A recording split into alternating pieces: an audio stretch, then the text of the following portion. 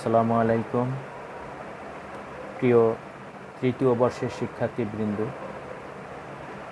আশা করি তোমরা ভালো আছো। আজ তোমাদের অর্থনীতির উন্নয়ন কোর্সের পঞ্চম অধ্যায় থেকে আলোচনা করব। ইতোপূর্বে এ অধ্যায়ের আর্থার লুইসের দ্বৈত অর্থনীতির উন্নয়ন মডেল নিয়ে আলোচনা করেছি। আজ ফি-রেনিস মডেল নিয়ে আলোচনা করব। ভিডিওটি তোমরা মনোযোগ সহকারে দেখবে ও শুনবে।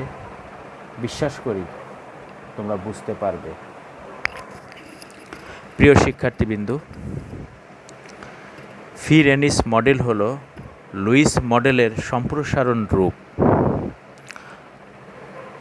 লুইস মডেলে আমরা দেখেছি কৃষির উন্নয়নকে অবজ্ঞা করে শুধুমাত্র শিল্পের উন্নয়নের প্রতি মনোনিবেশ করা হয়েছে।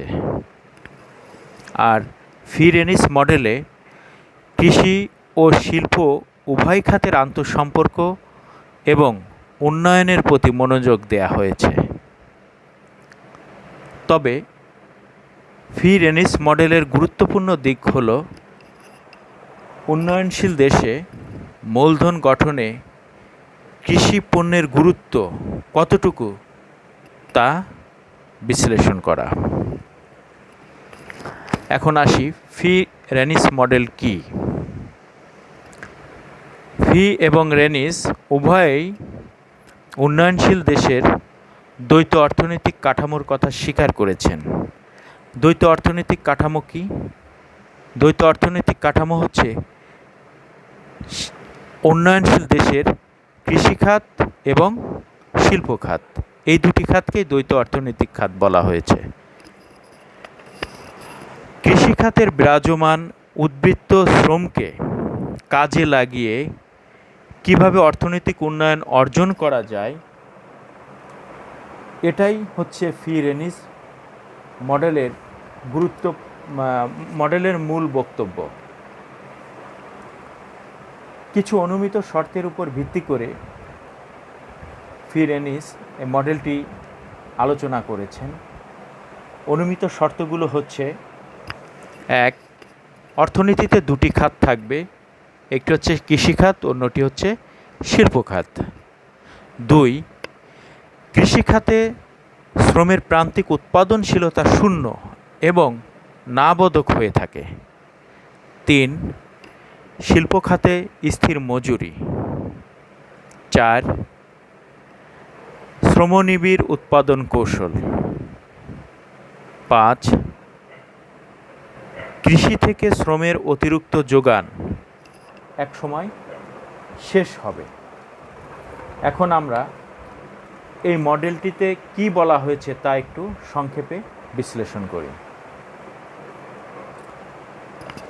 উন্নয়নশীল দেশের কৃষিখাতে বিরাজমান উদ্বৃত্ত শ্রমকে অপসারণ করে কার্যকরভাবে শিল্প খাতের প্রয়োগের মাধ্যমেই উন্নয়ন সম্ভব।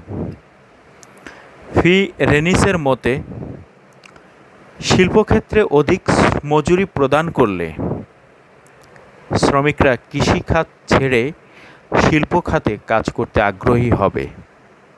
ফলে কর্মসংস্থান বাড়বে, উৎপাদন বাড়বে, আয় বাড়বে, সামগ্রিকভাবে অর্থনীতির উন্নয়ন ত্বরান্বিত হবে। ফি-রেনিসের মতে অনুন্নত দেশে কৃষিখাতে প্রচুর ছদ্মবেশী বেকার থাকে, যাদের প্রান্তিক উৎপাদন শূন্য এমনকি না বোধক। এই অবস্থায় কৃষিখাত থেকে উদ্বৃত্ত যে শ্রম আছে তা শিল্প খাতে অপসারণ করলে মোট উৎপাদন হ্রাস পাবে না, তবে গড় উৎপাদন বাড়বে। ফলে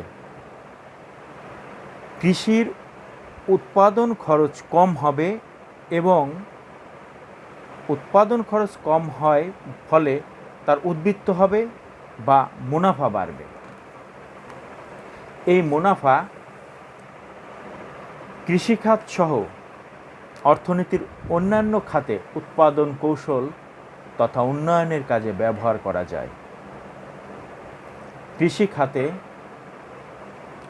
উন্নত প্রযুক্তি ব্যবহারের ফলে একদিকে মুনাফা বাড়বে, অন্যদিকে শ্রমের যোগান আরও বৃদ্ধি পাবে, যা শিল্প খাতে অপসারণ করা যায়। প্রিয় শিক্ষার্থীবৃন্দ, এখন আমি চিত্রের সাহায্যে ফি-রেনিস মডেলটি আলোচনা করি।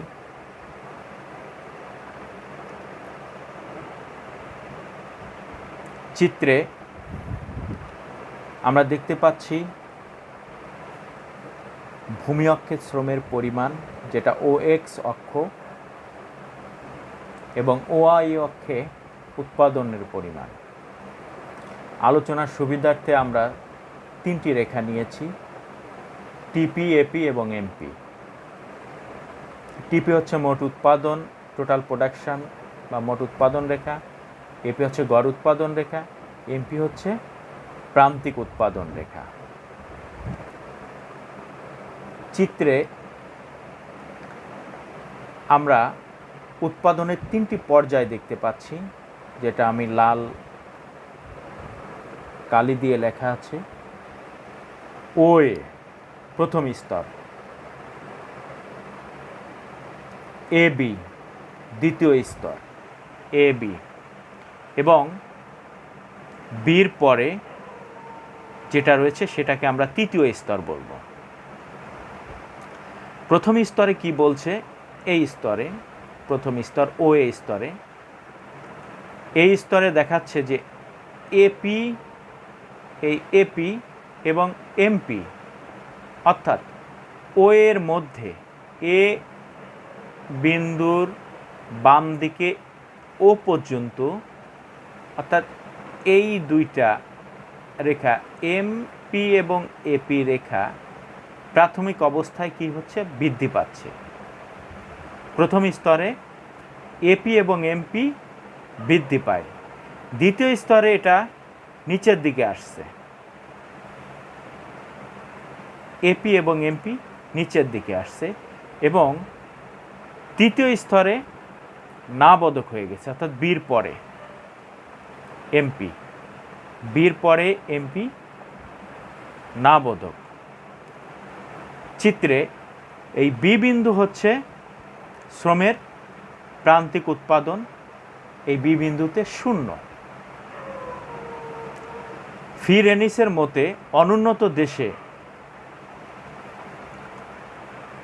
কৃষি খাতে শ্রম নিয়োগ এই তৃতীয় স্তরে সংগঠিত হয়, অর্থাৎ ও বি এর অধিক শ্রম নিয়োজিত থাকে তৃতীয় স্তরে, যাদের প্রান্তিক উৎপাদন ঋণাত্মক।